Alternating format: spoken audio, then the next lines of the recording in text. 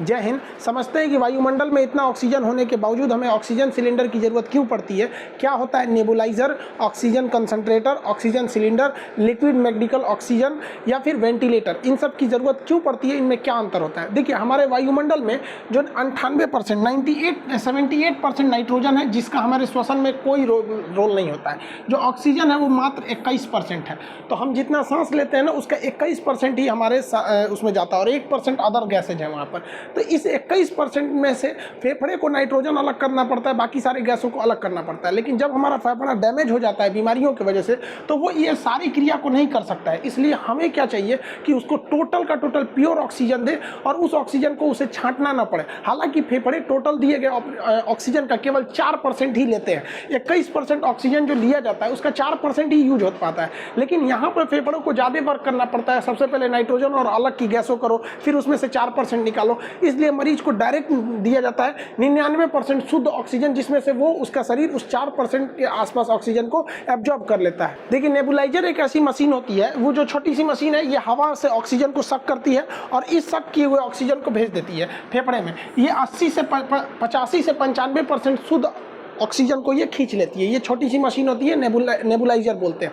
ये स्टीम बनाने के भी काम आती है। तो अक्सर इसका प्रयोग वैसे मरीजों को किया जाता है जिनके दवाइयों को भाप बना के फेफड़े तक पहुंचाना होता है। अक्सर इसका प्रयोग अस्थमा के मरीज करते हैं, लेकिन इसका कोरोना में प्रयोग करना घातक है। कुछ लोग क्या कर रहे हैं, कह रहे हैं कि भैया इसमें हम दवा नहीं डालेंगे। आप जब इसमें दवा डाल देते हैं तो ये नेबुलाइजर क्या करता है, उस दवा को स्टीम बना के और इसके भाप के साथ आपके फेफड़े में छोड़ देता है, तो जिसके साथ आपकी दवा भी बहुत अच्छे से फेफड़े तक चली जाती है। लेकिन दमा और अस्थमा में इसका प्रयोग करना उचित था, लेकिन इस तरह के अस्थमा के कोरोना के मरीज को इसका प्रयोग करना ठीक नहीं है, क्योंकि इसमें उतना ऑक्सीजन नहीं रहता है जितना कि कोरोना के पेशेंट को चाहिए रहता है। अब ऑक्सीजन कंसंट्रेटर क्या होता है? ये एक छोटा सा डिवाइस होता है जो हवा से ऑक्सीजन को सक करता है, उसमें से धूल कण, कार्बन डाइऑक्साइड और नाइट्रोजन को बाहर करके हमें ऑक्सीजन देता है। ये एक डिवाइस होती है, ये कई शेप में आती है। कुछ पोर्टेबल भी होते हैं, छोटे होते हैं, कुछ बड़े साइज के भी होते हैं।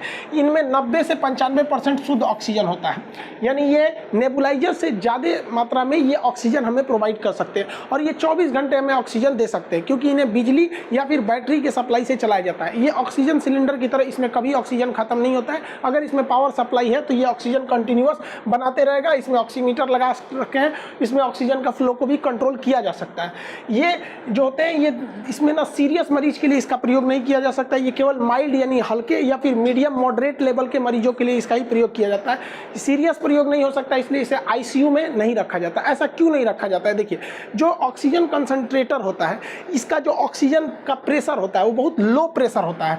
ये 1 मिनट में 5 से 10 लीटर ही ऑक्सीजन देता है। 1 मिनट में 5 से 10 लीटर ऑक्सीजन को ये फ्लो करा सकता है। लेकिन जो एक गंभीर रूप से मरीज बीमार है, जो आईसीयू में है, कोरोना एकदम भयानक स्थिति में है, उसको 40 से 50 लीटर ऑक्सीजन चाहिए, जो आईसीयू में रहते हैं। तो ये केवल 5 से 10 लीटर ऑक्सीजन प्रति मिनट दे सकता है, वो लो प्रेशर पे। इसलिए इसका प्रयोग हम आईसीयू में नहीं करते। लेकिन अभी क्या है कि कोरोना के जो स्थिति आई है, इसमें ऑक्सीजन है, जिसको मतलब हाई प्रेशर ऑक्सीजन सबको दिया जा रहा है। ऑक्सीजन कंसंट्रेटर की कमी होने की वजह से ये बहुत हल्का होता है, जिस वजह से इसे ट्रांसपोर्ट करना बहुत ही इजी होता है। लेकिन ये काफ़ी महंगे आते हैं, 30 से 50 हज़ार के रेंज में ये आते हैं। इनमें एक ही खासियत होती है, इन्हें ऑक्सीजन सिलेंडर की तरह रिफिल नहीं करना पड़ता। ये कभी ख़त्म नहीं होते। इलेक्ट्रिक है या बैटरी है तो ये हमेशा कंटिन्यू चलते रहेंगे। ये ऑक्सीजन कंसंट्रेटर जो होता है वो काम करता है PSA टेक्नोलॉजी पर।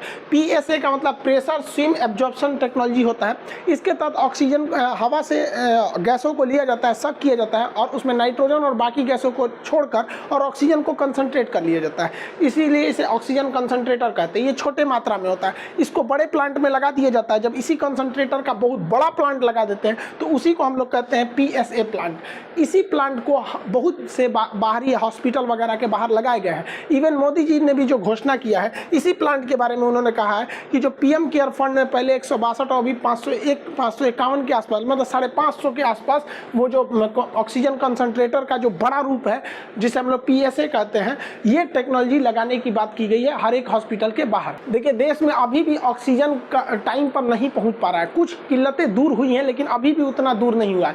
इसको गवर्नमेंट अगर चाहे तो और इम्प्रूव कर सकती है। देखिए जितने ऑटो इंडस्ट्री होते हैं, गाड़ियाँ जो सड़क पर चलती हैं, इनके टायरों में नाइट्रोजन गैस भरा होता है और इन्हें बनाने के लिए भी नाइट्रोजन जनरेटर होता है जो काफ़ी सिंपल काम करता है। वो भी PSA टेक्नोलॉजी पर ही काम करता है। वो क्या करता है, हवा को लेता है, सक करता है और कंप्रेसर लगाता है। कंप्रेसर के बाद वो क्या करता है, उसको अलग अलग उसके जितने भी पार्टिकल से उसे साइड कर देता है और ऑक्सीजन गैस को छोड़ देता है और नाइट्रोजन गैस को एक जगह इकट्ठा कर लेता है। तो और उसी नाइट्रोजन गैस को गाड़ियों के टायर वगैरह में भर दिया जाता है। इसमें एक सिंपल टी टेक्नोलॉजी होती है, एक फिल्टर लगा होता है। उस फिल्टर से जब हम ऑक्सीजन और नाइट्रोजन को गुजारते हैं तो वो ऑक्सीजन को क्या करता है, हवा में रिलीज कर देता है और नाइट्रोजन को पकड़ लेता है, जिससे कि नाइट्रोजन गैस उस जनरेटर के पास इकट्ठा हो जाती है और एक बड़े से टैंक में उस नाइट्रोजन गैस को रख लिया जाता है। और जब आप गाड़ियां भरवाने जाते हैं, जब गाड़ी मोटरसाइकिल या 4 व्हीलर में, तो आपको इस तरह की मशीन देखने को मिलती होगी। ये आपके टायर में नाइट्रोजन भर देती है।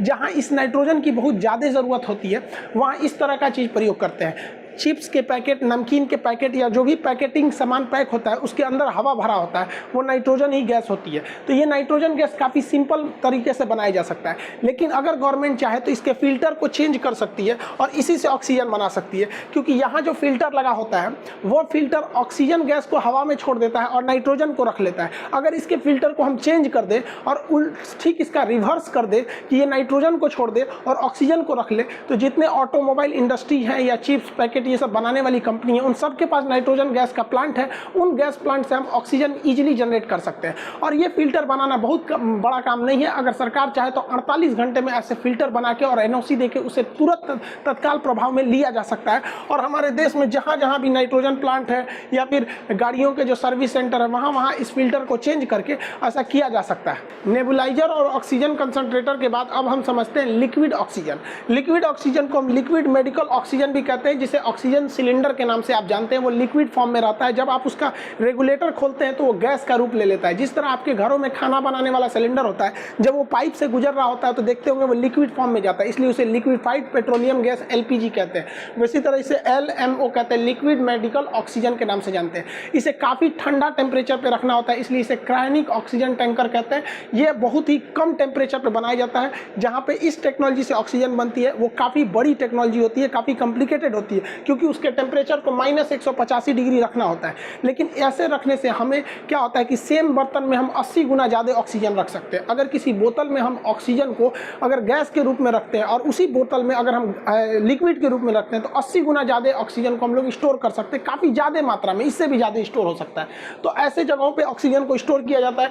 वहाँ से इस क्रायोनिक टैंकर से इसे ले जाया जाता है और हॉस्पिटल का अपना अपना एक टैंकर होता है, उस टैंक में भर दिया जाता है और उस टैंक से सप्लाई यही रहती है, जहाँ से अलग अलग ये जो ऑक्सीजन के कंटेनर होते हैं, इसमें ऑक्सीजन सिलेंडर में इसे भरा जाता है और इसे ज़रूरत के हिसाब से दूसरे जगहों पर भेज दिया जाता है।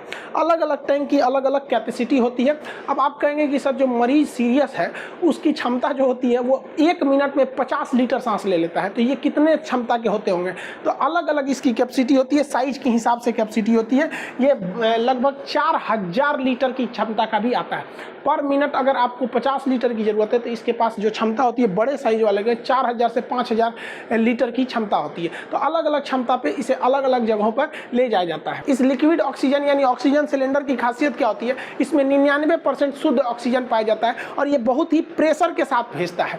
प्रेशर के साथ भेजने की वजह से इसमें ऑक्सीजन का मात्रा ज़्यादा रहता है। 40 से 50 लीटर ऑक्सीजन ये पर मिनट दे सकता है, जिस वजह से इसका प्रयोग हम सीरियस मरीजों के लिए करते हैं जो ICU में भर्ती होते हैं। लेकिन इनकी समस्या यही है कि इनसे आप 24 घंटे सप्लाई नहीं ले सकते हैं। जैसे इनका टैंकर खाली होता है तो ये सप्लाई देना बंद कर देते हैं, इन्हें रिफिलिंग करना पड़ता है। लेकिन एक प्लस पॉइंट ये है कि इनको किसी भी तरह के पावर की ज़रूरत नहीं पड़ती है, इन्हें इलेक्ट्रिक सप्लाई या बैटरी सप्लाई की ज़रूरत नहीं पड़ती। अभी ज़्यादातर प्रयोग हॉस्पिटलों में इसी का प्रयोग हो रहा है, यही ट्रेडिशनली प्रयोग होता ही आया है। एम्बुलेंस वगैरह के अंदर भी यही रखा रहता है।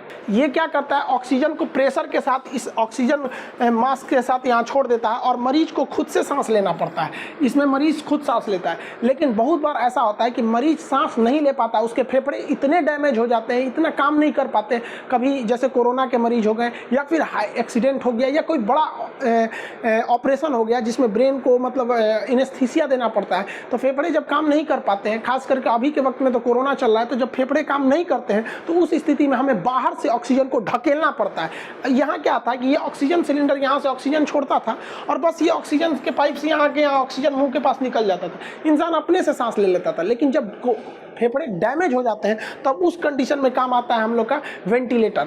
इसे मैकेनिकल वेंटिलेटर कहते हैं। ये मशीन होती है, ये पल्स रेट और आपका ऑक्सीजन लेवल वगैरह ये सब चीज़ों को यहाँ दर्शाते रहती है। इसमें प्रेशर होता है, इसमें 2 वाल्व नली होती है इसके अंदर में। ये क्या करता है, प्रेशर से ऑक्सीजन को फेंकता है और फिर उसको वापस लेके आता है। मतलब फेफड़ों तक ये ऑक्सीजन, ये मुंह तक ऑक्सीजन नहीं छोड़ता है, ये फेफड़े तक पहुँचा देता है। तो इसके भूल में मत रहिएगा कि ये यहाँ मुँह तक होता है, इसे फेफड़े तक ढकेल के इस मशीन को अंदर ले जाना होता है वेंटिलेटर को। ये लास्ट पोजीशन होती है मरीज की जान बचाने की, डॉक्टर की। अब इसको पहनाना, ये वेंटिलेटर होता है, इसे लगाना अपने आप में बहुत चैलेंजिंग है, क्योंकि मरीज को तभी लगाया जाता है जब निश्चित अवस्था में होता है, उसके मुंह को खोलना होता है। तो ये लोहे की रॉड देख रहे हैं, स्टेनलेस स्टील की ये रॉड होती है, इसके बीच में एक छेद होता है इस रॉड के अंदर के। तो इसी में क्या करता है डॉक्टर, पहले इस रॉड से इस मरीज के मुंह में ऐसे डाल देता है। आप इस रॉड को देखेंगे तो ये यू शेप में होता है, ऐसे इसमें रॉड डालता है और उसके जबड़ा को उठाता है। जब इस जबड़ा को उठा देता है तो उसको ये नली दिखाई देती है। तो इस रॉड के पीछे एक छेद होता है, उसी छेद से ये ऑक्सीजन के पाइप को अंदर डालता है। आप अगर यहाँ देखेंगे तो ये रॉड जो है यहाँ से इस छेद के अंदर से इसको लेके गया है यहाँ पर और इसको फेफड़े तक पहुँचाया गया है। दोनों फेफड़े के बीच में इसे ड्रॉप किया जाता है। अब ध्यान दीजिए, यहाँ पर अगर क्लियर इमेज देखेंगे तो ये हैंडल है जिससे इसको उठाया गया है यहाँ पर, और इसके पीछे खाली जगह होता है, उसी से इस पाइप को ले आके अंदर यहाँ देखिए इस पाइप को यहाँ छोड़ दिया गया।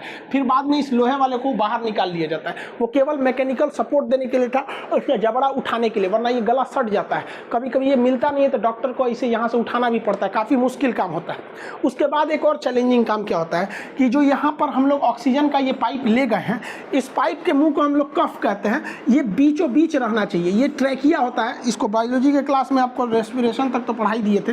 ये ट्रैकिया है, यहाँ से 2 बार हो जाते हैं ब्रोंकाई और फिर आगे जाके ब्रोंकियोलेस होता है, फिर एल्वियोली होता है। तो इस कफ को ना यहाँ पर ले आके रखना होता है ताकि ऑक्सीजन दोनों फेफड़े में बराबर जाए। और अगर ज़्यादा नीचे ला देंगे, जैसे यहाँ देखिए ये कफ को यहीं पे रखा हुआ है यहाँ पर, और यहीं से ऑक्सीजन को छोड़ देना है ताकि दोनों फेफड़े में ऑक्सीजन बराबर जाए। और अगर एक साइड में हो जाएगा तो एक ही फेफड़े में ऑक्सीजन जाएगा। और इतना लगाने जब ये लगा दिया जाता है तब उसके बाद से इस मशीन से प्रेशर दिया जाता है फेफड़े में, और वो मशीन जब फेफड़े में प्रेशर देती है तो हवा अंदर जाता है लंग्स में, फिर यही मशीन उसको निगेटिव प्रेशर करके वापस खींचती है, एक बार ढकेलती है एक बार खींचती है। ये लास्ट होप होता है मरीज को बचाने के लिए। आप ओपीडी, इमरजेंसी या आईसीयू वार्ड सुने होंगे। देखिए ओपीडी क्या होता है, इसका फुल फॉर्म होता है आउटर पेशेंट डिपार्टमेंट। जैसे पटना, एम्स पटना का ये ओपीडी है। इसमें क्या होता है, कोई भी बाहरी मरीज जो है, जो चलने फिरने के काबिल है, जिसको कोई बीमारी हुई है, वो सबसे पहले ओपीडी में आता है। डिपार्टमेंट है ओपीडी।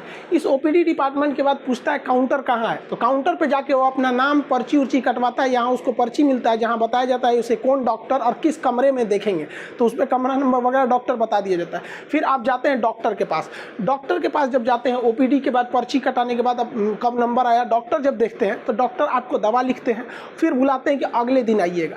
या कभी कभी डॉक्टर देखते हैं कि नहीं, इनकी तबीयत ज़्यादा खराब है, इन्हें ऑपरेशन या वगैरह किसी चीज़ की ज़रूरत है, तो आपको ऑपरेशन के लिए भी बुला सकते हैं। हो सकता है कि वो उसी दिन ऑपरेशन के लिए एडमिट ले ले, अक्सर ऐसा होता नहीं है, वो आपको किसी और दिन एडमिट के लिए बुलाते हैं। फिर आपको वो एडमिट करके आपका ऑपरेशन थिएटर, जिसे शॉर्टकट में ओटी कहते हैं, तो ऑपरेशन थिएटर में ले जाते हैं और आपका ऑपरेशन कर देते हैं। ऑपरेशन करने के बाद अब आप ऑपरेशन थिएटर में आराम नहीं ना कीजिएगा, आपका रिश्तेदार हुआ जाके खाना ना खिलाएगा, कहीं ना कहीं रखेगा। तो जब आप अगर आप नॉर्मल मरीज हैं तो आपको ऐसे ही वार्ड में शिफ्ट कर दिया जाता है। लाइन से ऐसे चौकी लगल रहता है, उसमें बैठल रहिए यहाँ पे। और अमीर आदमी है तो आपको एक रूम दे दिया जाता है, और नॉर्मल है तो ऐसे वार्ड में रख दिया जाता है। इस वार्ड में डॉक्टर कभी कभार 3-4 घंटा पे आ जाता है, क्योंकि जो सीरियस मरीज नहीं रहते हैं उन्हीं को ओपीडी में ले जाया जाता है, नॉर्मल वालों को लिए। तो जिनका ऑपरेशन है वही ऑपरेशन थिएटर और वार्ड में जाते हैं, और नहीं जिनका ऑपरेशन नहीं होना है, नॉर्मल दिखाना है, किसी को ब्रेन दिखाना है, आँख दिखाना है, ये अगर ऑपरेशन नहीं है तो ओपीडी में जाइए, पर्ची कटाइए, डॉक्टर से मिलिए, दवाई लिख के जाइए, कब खाना है खा के आइए। लेकिन एक होता है इमरजेंसी डिपार्टमेंट। इमरजेंसी में कोई खुद नहीं जा पाता है, कोई दूसरा आदमी ले जाता है। मान के चलिए भयानक एक्सीडेंट हो गया, कोई गोली मार दिया, कोरोना का एकदम सीरियस मरीज हो गया, तो इस सब में इमरजेंसी होता है। यहाँ पर आप तुरंत पर्ची, यहाँ पे पर्ची कटाना थोड़ा सिंपल होता है इमरजेंसी में। इमरजेंसी में जैसे जाते हैं तुरंत आपको आईसीयू में भेजा जाता है, इंटेंसिव केयर यूनिट। आपकी गहन जांच होगी आईसीयू में। जब आप रहिएगा ना तो एनी टाइम वहाँ डॉक्टर और नर्स रहते हैं, जबकि वहीं ओपीडी के वार्ड में रहिएगा तो आपको एनी टाइम यहाँ डॉक्टर नर्स नहीं मिलेंगे, क्योंकि यहाँ नॉर्मल मरीजों को रखा जाता है, बहुत सीरियस नहीं रहते हैं। लेकिन अगर आईसीयू में रहेगा तो इंटेंसिव केयर यूनिट 24/7, मतलब 24 घंटा आपके पास कोई ना कोई निगरानी रहेगा। इसमें ये बहुत ज़्यादा होता है। अगर इसमें तबीयत अगर आपकी बिगड़ती है, मान के चलिए एक्सीडेंट हुआ या कुछ हो गया है, अचानक तबीयत बिगड़ती है, तो डॉक्टर आपको देखने के लिए आते हैं। और अगर मान के चलिए डॉक्टर को लगा नहीं एक्सीडेंट हुआ या ऐसा कुछ हुआ है, इसका ऑपरेशन करना पड़ेगा, तो इस आईसीयू से उठा के तुरंत आपको ऑपरेशन थिएटर यानी ओटी में ले जाया जाता है और वहाँ ऑपरेशन कर दिया जाता है। एक तो पहले आप सीरियस थे, इमरजेंसी में खुदे थे, उस पे से कर दिया ऑपरेशन और वो चीरफाड़ हो गया। अब आपकी और ज़रूरत है तो आपको आईसीयू का जो वार्ड होता है, आईसीयू वार्ड ये वाला जो होता है, ये बहुत वीआईपी व्यवस्था होता है। यहाँ हर एक मशीनें आपके लिए अवेलेबल होती है। ऐसा नहीं कि थर्मामीटर में बुखार नापना है तो दूसरे से लाएगा, सब आपके लिए वहाँ पर्सनल रहेगा, आपकी सारी मशीनें वहाँ अवेलेबल रहती है। तो ये आपको आईसीयू वार्ड में एडमिट कर दिया जाता है। जब आपकी तबीयत ठीक ठाक होने लगती है, सही हो जाता है, तो आईसीयू वार्ड से उठा के आपको जनरल वार्ड में भेज दिया जाता है, जो नॉर्मल मरीजों के लिए रखा गया। इसके बाद आपको घर भेज दिया जाता है। आई होप कि आप इन सारी चीज़ों को समझे होंगे, लेकिन हम भगवान से यही दुआ करते हैं कि आप में से किसी को भी इन सब चीज़ों को देखने की नौबत ना आए। अब जब तक कोरोना नहीं चला जाता है, आप सब सेफ रहिए। कम से कम 15 से 20 मई तक तो अपने घर में ही रहिए, क्योंकि हॉस्पिटल में जगह ही नहीं है। डॉक्टर परेशान है, इतने मरीज हैं कि वो सबका ख्याल नहीं रख पाते हैं लोग। डॉक्टर भी एक इंसान होते हैं, वो भी झिझला जा रहे हैं वहाँ पर, इतने मरीज हो गए और जगह नहीं है। पर डे 4 लाख मरीज मिलना, सिस्टम चरमरा जाता है। हॉस्पिटल इतना नहीं है भारत में, इसलिए जहाँ हैं सेफ रहिए, सुरक्षित रहें। हम बहुत जल्दी इस कोरोना को जंग जीतेंगे, लेकिन ऐसा ना हो कि इस कोरोना की जंग जीतते जीतते हम अपने बहुत सारे साथी खो दें। हमें जीतना भी है और अपने साथियों के साथ भी चलना है। आप जहाँ रहें सुरक्षित रहें। मिलेंगे नेक्स्ट क्लास में। जय हिंद।